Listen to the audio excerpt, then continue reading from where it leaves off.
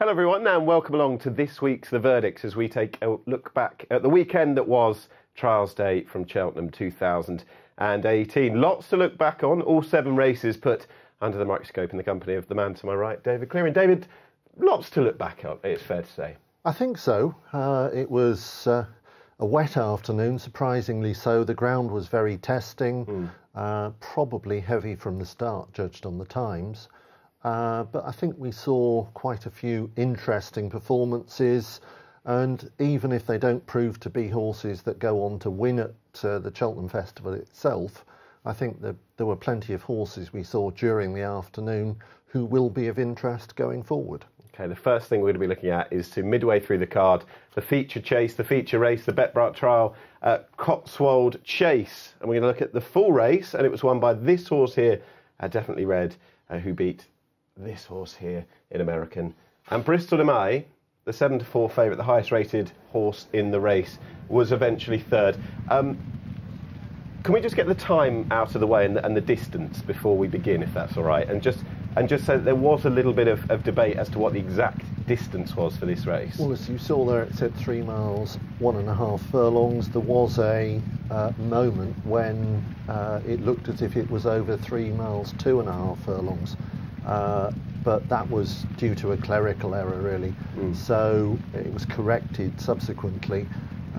So perhaps the excitement at the time that there was initially dissipated a bit. But I still think it's a performance that we can draw plenty of positives about by the winner. I mean, I watched it on Saturday and I was quite impressed. I thought it was good. And then I watched it back yesterday and I thought more about it this morning, and the more I look at it and think about it, the more positive I've become about Definitely Red as a potential Gold Cup horse.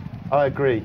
And actually, if you look back at his back catalogue, I know that people said he hadn't necessarily performed at Cheltenham, but in his goes at the festival, he didn't stay when eventually falling in the 4 miler. He didn't go there last year, and he was in that attritional Albert Bartlett a month after he'd won at Haydock a few years prior. So I just think altogether... we should say he ran pretty well in the Champion Bumper, yes, which was on quick ground, judged on the times. So I think you can say that from what we've seen on Saturday and that the track clearly isn't a problem.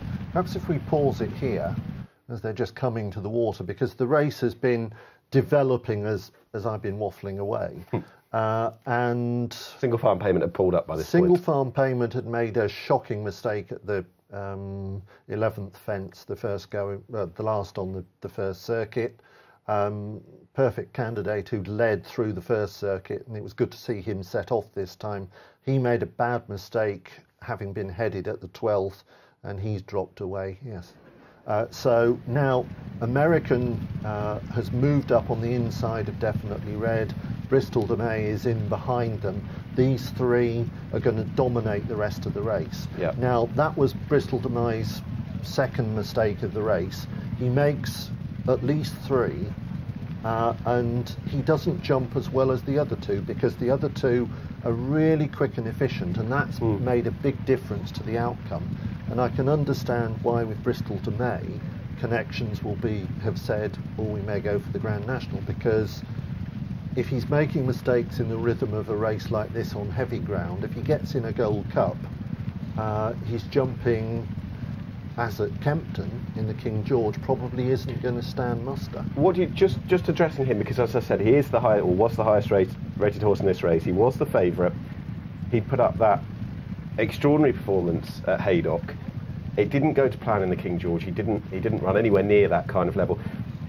Do you think it is Cheltenham that's the problem for here, or is this just him? No, I think it's his jumping. Okay. They rode him more patiently on Saturday, not wanting to get into a battle for the lead. He comes there with every chance again, 3 out. He's travelled well to this point, but he doesn't jump 3 out as well as American, who's travelled really well. Definitely Red, who's had to be niggled along a little bit, but still travels pretty smoothly. Yep. So this is 3 out, over it. Just nods slightly, just gets a bit outpaced. Cook now makes the decisive move on the winner, because to this point American has travelled the better. Noel Feely, on a fragile horse, possibly doesn't want to go for him until he absolutely has to, but that hands the initiative to Cook on Definitely Red, and pressing on into the straight. You see all this horse's good qualities, both his jumping and his stamina and his response to pressure. He gets a tremendous jump at the second last, Yep. Another good jump at the last, and he stays on strongly up the hill under pressure. American eventually fights off Bristol de May for second. There we are, another good jump from Definitely Red. His jumping and his stamina are both qualities that will stand him in good stead going into bigger tasks ahead. And he's a horse, you look through his whole career, and he's essentially got a really progressive profile, generally speaking. 50% winning ratio just about as well. Yeah, I mean, he's a very reliable horse. Okay, we'll take a look at the head-on, as you see, Perfect Candidate and Theatre Guide coming in. David, I just asked you to call up the head-on. I think the fact that those two were so well beaten at that stage, from such a long way out, I think is an indication of it's a positive for the race, the fact that the also-rans were also-rans from a very long way out. Yep. As I say, I thought there was a lot to like about the winner's performance. There was quite a lot to like about American's performance, because he needed to get back on track after his disappointment in the Ladbroke Trophy, and to a large extent he's done that. Whether he can go on from this, I think, is the obvious question. And we should talk about the fourth horse who's in the picture. The Last Samurai, who's having his first race at Cheltenham. We know how good he is at Aintree. Let's just look at the ISO. We'll talk about the Last Samurai, who's not quite in the picture there, but Aintree Grand National Fences, other than last year where he didn't manage to hit the frame in the National, he's been placed on 3 times around the National Fences, including the big one. This will have been a perfect sort of stage in his preparation for that. I think you'd you'd imagine. be really well pleased Yeah. with that as a national preparation.